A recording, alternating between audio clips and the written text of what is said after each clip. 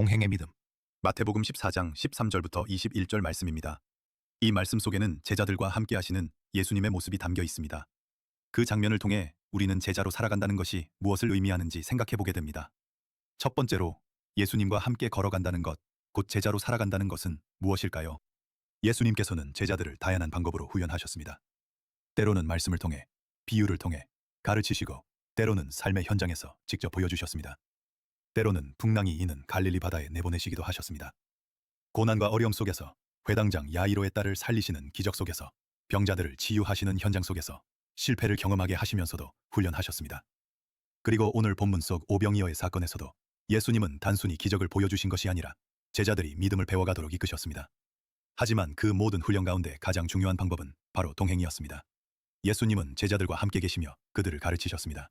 함께 걸으시며, 함께 식사하시며, 함께 기도하시며, 삶의 모든 순간 속에서 제자들에게 믿음의 길을 보여주셨습니다. 우리도 마찬가지입니다. 예수님을 믿고 따르는 우리는 모두 제자입니다. 교회에서 예배 드릴 때만이 아니라 집에서 밥을 지을 때, 밭에서 일을 할 때, 손자 손녀를 돌볼 때에도 예수님과 함께 걷는 삶이 제자의 삶입니다. 예수님은 오늘도 우리와 함께 걸으시며 우리를 가르치고 계십니다. 그런데 예수님과 함께 있어도 배고플 수 있습니다.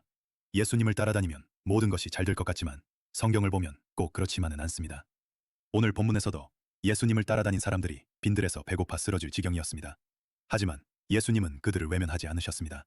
그들의 자격을 따지지 않으시고 그들의 필요를 보시고 채워주셨습니다. 예수님께서 그들을 긍휼히 여기셨기 때문입니다.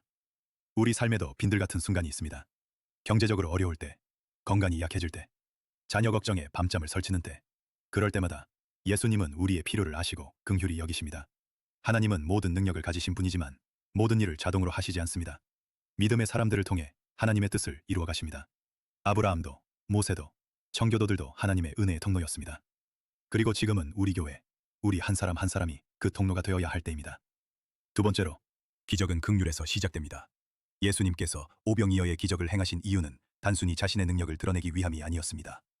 배고프고 지친 무리를 바라보실 때 그들을 불쌍히 여기시는 깊은 마음, 바로 긍휼이 기적의 시작이 되었습니다. 내가 무리를 불쌍히 여기노라. 이 말씀이 바로 기적의 출발점입니다. 마더 테레사 수녀는 이렇게 말했습니다. 오늘날 서방의 가장 큰 병은 결핵이나 나병이 아닙니다. 나를 원하고 사랑하고 돌봐주는 이가 없다고 느끼는 것. 그것이 가장 무서운 병입니다. 몸의 병은 약으로 고칠 수 있지만 고독과 절망의 치유책은 오직 사랑뿐입니다. 우리 주변에도 그런 분들이 있습니다. 혼자 사시고 자녀들이 멀리 떠난 부모님, 마음이 외로운 이웃들, 그들에게 따뜻한 말 한마디, 밥 한 끼 나누는 것이 예수님의 긍휼을 실천하는 것입니다. 기적은 멀리 있는 것이 아닙니다.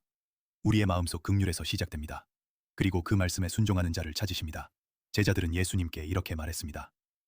이 사람들 배고프니 각자 알아서 해결하게 하소서. 그러자 예수님은 말씀하셨습니다. 갈 것 없다. 너희가 먹을 것을 주어라. 제자들은 말했습니다. 우리에게는 떡 5개와 물고기 2마리밖에 없습니다. 그들이 가진 것이 그것밖에 없어서 그렇게 말한 것이 아닙니다. 그들은 예수님을 놓쳤습니다. 예수님이 함께 계신 것을 잊어버린 것입니다. 예수님은 말씀하셨습니다. 그것을 내게로 가져오라.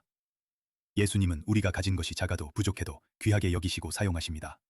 예수님은 우리가 가지지 않은 것을 요구하지 않으십니다.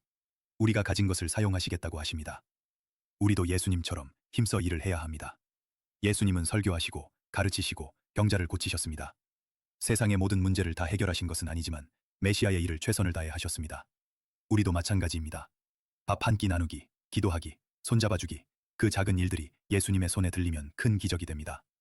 세 번째로 광야에서 배우는 믿음입니다. 제자들이 서 있던 곳은 바로 빈들판, 광야였습니다.